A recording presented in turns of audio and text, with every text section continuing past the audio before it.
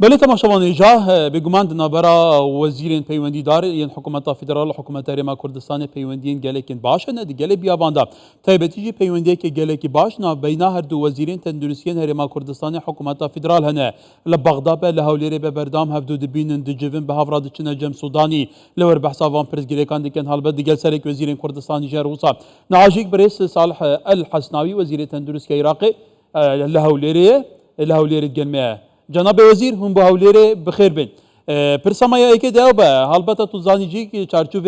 کابینه هی حکومت هرما کردستان به سروکاتی مسرور بارزانی ایک شوان سکتران کو زورترین شاکسازی و ریفورم سرات نکردن مجارات تندرستیه بگمان لکوالیتیا درمان لبهایوان حتی تکنولوژیا دجا ساخته جات که کارینان کو درمان ساخته جدی بهت جدا کردن وان ریفورمان تو چاد بینی گلو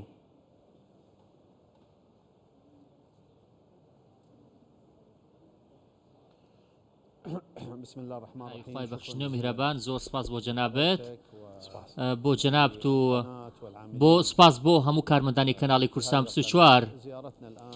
ئێمە سەردانی هەرێمی کوردستانمان کرد هاتینە هەولێر بۆ بەشداریکردن لە کۆڕبەندێکی پزیشکی کە باسی توێژینەوە پزیشکێت نوێیەکانی دەکرد لەسەر جەمبوارەکانی پزیشکیدا هەروەها باسی داهاتووشی دەکرد کۆڕبەندەکە باسی پزیشکە نوێیەکانیشی کرد ئێمە سەردانی وەزارەتی تەندروستی حکوومەت هەرێمی کوردستانمان کرد لەگەڵ بەڕێسامان بەرزنجی کۆبینەوە دۆخی تەندروستیمان هەڵگەسان بە شێوەیەکی گشتی کۆمەڵێکی زۆر پێشنیازکرا و هەروەها باسی ئەومان کرد چۆن هەماهەنگی نێوان حکوومەتی ناوەند و حکوومەت هەرێمی کوردستان زیاد بکەین بەڕاستی دۆخی تەندروستی لە هەرێمی کوردستان سەبارەت بە چاکسازیەکانی حکوومەت هێرم سەبارەت بە دیاریکردنی نرخ و هەروەها ڕوبەڕووبوونەوەی مادەی ساختە یاخود دەرمانی ساختە زۆر باش و ئەرێنین ئێمەش لە بەغداد نمونەیەکی وامان هەیە کە ئامادەین بۆ جێبەجێکردنی پرۆژەیەک سەبارەت بە ڕوبەڕووبوونەوەی دەرمانی ساختە هەروەها کۆمەڵی قسەیشمان کرد سەبارەت بە پشتیوانیەکانی حکوومەتی بەغداد بۆ حکوومەتی هەرێم پشتیوانی خۆمان بۆ دەربڕین لەو بارەوە ولی البته و کمک پرسان سر به پرسیم جتا بکن جناب وزیر وقتی بحث کردی آیا آریشن تندرستیان هرمی بچی گشتن پشتی جوینن هبشن و دیگر سرک وزیرین عراق محمد شیع سودانی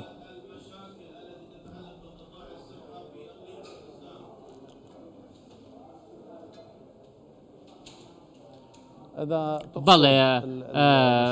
من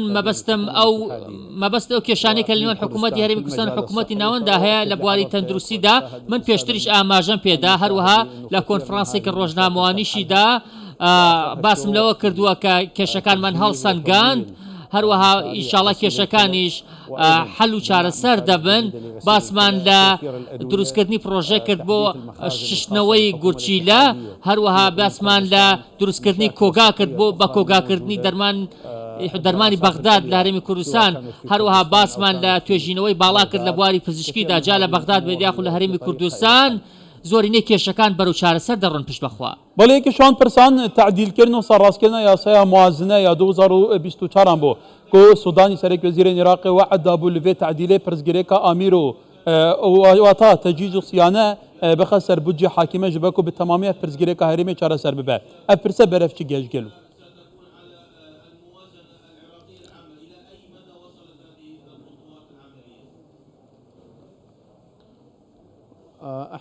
بەڵێ ئێمە گومانمان لەوە نییە کە وەزارەتی تەندروستی پشتیوانی هەمواری پرۆژەی یاسای بودجێ دەکات بە تایبەتی لە بابەتی تەندروستیدا ئێمە گفتوگۆمان لەبارەی پرۆژە یاسای بودجێ کردووە هەروەها گفتوگۆمان لەسەر ئەو پشکانش کردووە کە بۆ وەزارەتی تەندروستی دابین کراون ئێمە پشتیوانی ئەو هۆڵانە دەکەین بۆ چاکسازی لە یاسای بودجێ بەڵێ جەناب وەزیرێکیش پرزگرێکێندن باوەریدانە بە وڵاتە فەرمیە دەرمانە لە هەرێمێ بۆ هەموو عێراقێ گەلو سەرڤێ پرسێ و گەشتنە دەر ئەنجامەکێ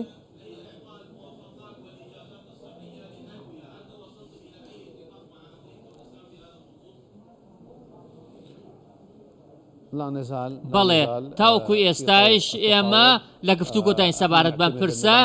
ئێمە پشتە بەسین بە یاسای فیدراڵی بە تایبەتی بۆ پێدانی مۆڵەت پێویستە و مۆڵەتانەی دەدرێن بە کۆمپانیەکان بە پێی ستانداردەکانی وەزارەتی تەندروستی فیدراڵی بن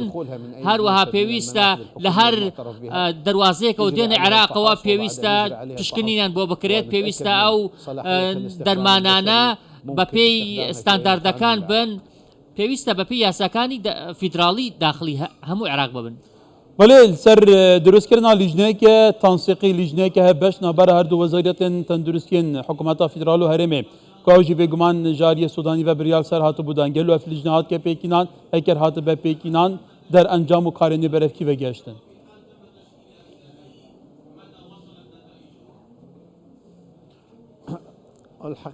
بەڵێ ڕاستیەکە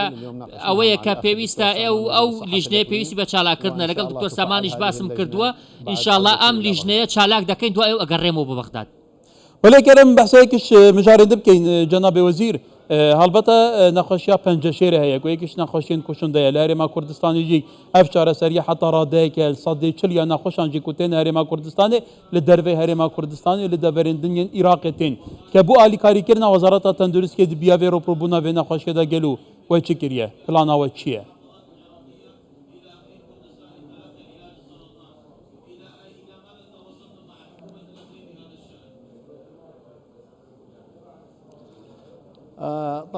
بێگومان یەکەم شت کە پێتە بڵێم کە دەرمانەکان بە پێی ڕێنمایەکانی وەزارەتی تەندروستی دابش دەکرێن بەسەر سلێمانی هەولێر دووەک بە پێی پێداویستیەکان هەروەها ئەو پشکانە دابش دەکرێن بەسەر بە پێی دوو ستاندار ژمارەی دانیشتوان یاخود ژمارەی نەخۆشەکان ئێمە بەسەر هەموو عێراقی داوەکو یەک دابش دەکەین ئێمە ئەوەی کە پێویستە بە دابشکردنی دەرمانی نەخۆشە درێژخایەنەکانەوە ئێمە لە هەمسەر ئەم ئاستی هەموو عێراق وەکو یەک دابەشی دەکەین لە چەند شارێکی دیکەی سنتەری چارەسەری شێرپەنجەمان هەیە لە کەرکووکەمانە لە دیالەمان هەیە ئینشاءڵڵا لە پارێزگاکانی دیکەی عێراقیش دروستی دەکەین نەخۆشیە شێرپەنجەیەکان لە هەموو جیهاندا زیاد دەکەن نەک بە تەنها لە هەرێمی کوردستان بەڵکو ئەم نەخۆشیە لە هەموو ژیاندا بەرەو زیادبوون دەڕوات ئەمە بابەتێکە پێم وایە کە پێویستی بە سیاسەتێکی تایبەتە بۆ دابشکردنی دەرمانەکان بەسەر نەخۆشەکاندا بە پێی ژمارەی دانیشتوان ئێمە دەتوانین سەبارەت بەم پرسە لەگەڵ ڕاوێژکارانی حکوومەت هێرم باشتر قسە بکەین. ولی پروژەیەکێدن هەیە لە سەرانسەر عێراقê ئەوجی پروژێ توپ بێگومان نەوەویە ئەف پروژە گەلو لە هەرێما کوردستانی جوێ بێڤەکردن هەرێما کوردستانی جوێ بەشدار بە بێ مفامەند بە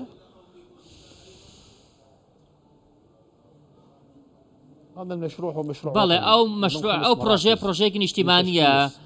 لە پێنج سنتەری سەرەکی پێک دێت بۆ دیاریکردن و چارەسەر دێ لە کوردستان سنتەرێکمان دەبێت لە بەغدادیش سنتەرێکمان دەبێت لە فڕاتی ناوەڕاستیش سنتەرێکمان دەبێت بەڵام ئەم پرۆژەیە پێویستێ بە پشتیوانی ئەگزیم بانکە بەڵام ئەگزیم بانک تاوکو ئێستا پشتیوانی بۆ ئەم پرۆژەیە دەرنەبڕیوە بەڵام حکوومەتی فیدراڵی سوورە لەسەر ئەوەی کە بۆ سوورە لەسەر هەڵۆشانەوەی قەرز بۆ ئەو پرۆژانەی تاوکو ئێستا جێبەجێ نەکراون بۆ ئەوی پارەکەی بگەڕێتەوە بۆ ئەو پرۆژەیە کە باست کرد ئێمە لەسەر ئەو کارە بەردەوامین. بەڵێکیش پرسێندنیان گرنگ مین حیا نێودەوڵەتی قەرزێ نێودەوڵەتیە کوژاریە بانقا نێودەوڵەتی بە ژاریە چینێ بە سعودیە بە وڵاتێن کۆمەکبەخش بە عێراق تێتەدان گەلو هەرێما کوردستانیژی دی چارچوبێ قەرزی داوێ مفامەند بە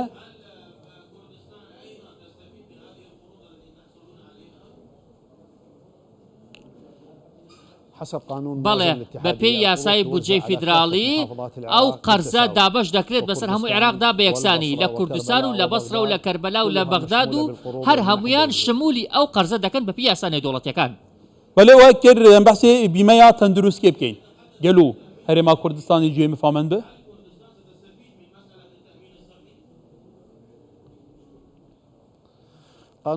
بەڵێ یاسای دەستەبەری تەندروستی کە لە ئەنجومەنی وەزیرانەوە برای لەسەدرا هەموو پارێزگاکان دەگرێتەوە جگە لە هەرێمی کوردستان چونکە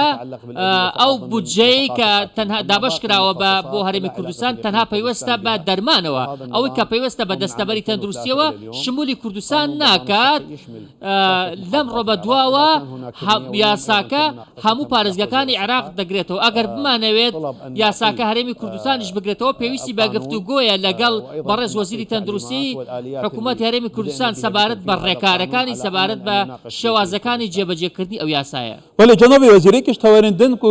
جنابەوەت گەل وەزیری تەندروستی هەرێما کوردستان ئاخفتن سەرکردیە مجارە هەبوونا بە سەد هەزاران ئاوارە و پەنابەرانە دنابەکومێکە کەمپان لە هەرێما کوردستان یەکومە بخۆشی باوەکی مەیدانی ڕاوشاوانیە تەندروستی شوپاندیە ڕەوشێکی خراپە بەکە پێدوی ڕێکخراوی نێودەوڵەتی ئالیین پەیوەندیدار ئالیکاریاوان ناکەن هەمووی بارد سەر حکوومەت هەرێما کوردستانێکەواتە بوو ئالیکاریکردنا بان ئاواران بان پەنابەران کو بە سەد هەزارانە دنابە دەهاند کەمپاندانەگەل و کارێوە ئەوێ ڕێکارێنوەچ بە وەک وەزارەتە تەندروستی عێراقی.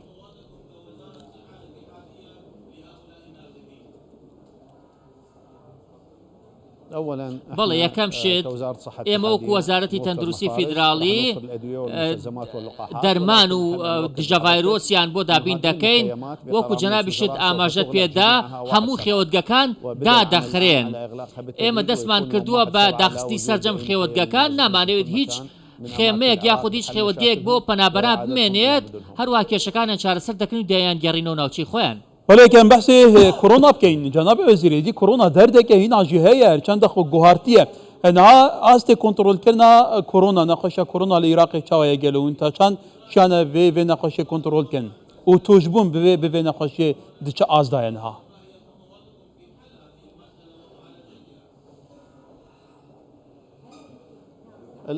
بەڵێ ئێستا دۆخی کۆرۆنا جێگیرە لە ناوخۆی عێراقدا هیچ پێویستیەک بە نیگەرانی ناکات لە ناوخۆی عێراقدا ئێمە دەستمان بەسەرداگرتوون کۆنتڕۆڵمان کردوون ئێستا وەکو ئەنفلۆنزا مامەڵی لەگەڵ دەکەین بەڵام پێویستە ئێمە نامەی دڵنیایی بنێرین بۆ هاوڵاتیان پێیان بڵێن کە هیچ کێشەیەک سەبارەت بە کۆرۆنا لە عێراقدا نییە ئەم پەیامە دەدەین بە هەموو گەلی عێراق کە کۆرۆنا جێگەی مەترسینیە لە ئێستادا. ولبرئيس صالح الحسناوي وزير تندرسي حكومة فيدرال كنها له لرجال مبوجلك سباس جناب وزير